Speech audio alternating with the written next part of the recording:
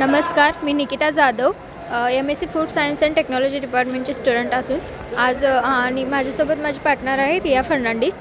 आज आम्ही अन्न उत्पादनापासून ते ग्राहकापर्यंत पोहोचूपर्यंत या अन्न शाश्वत प्रणालीमध्ये युनिव्हर्सिटीचा किंवा पब्लिक युनिव्हर्सिटीचा काय रोल आहे ते आपण सांगणार आहोत।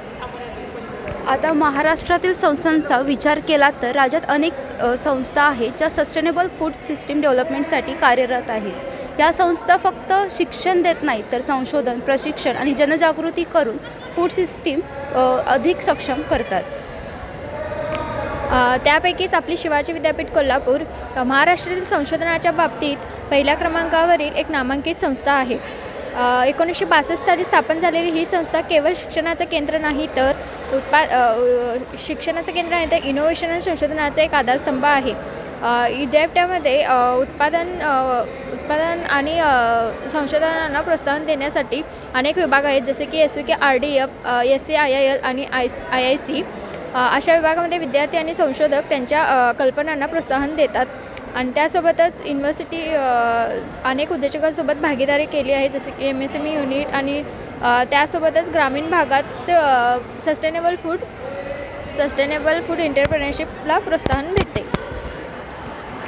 शिवाजी विद्यापीठातील MSc food science and technology विभाग सस्टेनेबल फूड सिस्टीम डेव्हलपमेंटमध्ये अधिक लक्ष केंद्रित करते।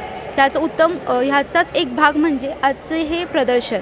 ह्या प्रदर्शनाचा मुख्य उद्देश असा आहे की विद्यार्थ्यांना सायंटिफिक आणि टेक्नॉलॉजिकल उपायांचा सामाजिक आणि पर्यावरणीय संदर्भातील परिणाम समजावा, ज्यांनी सस्टेनेबल डेव्हलपमेंटची गरज समजावी।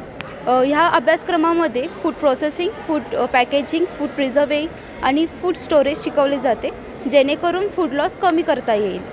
रिसर्चमध्ये हा विभाग इंडस्ट्रियल वेस्ट असते त्याच्यावर व्हॅल्यू ॲडिशन करून नैसर्गिक आणि पौष्टिक उत्पादने विकसित करण्यावर जोर देतो।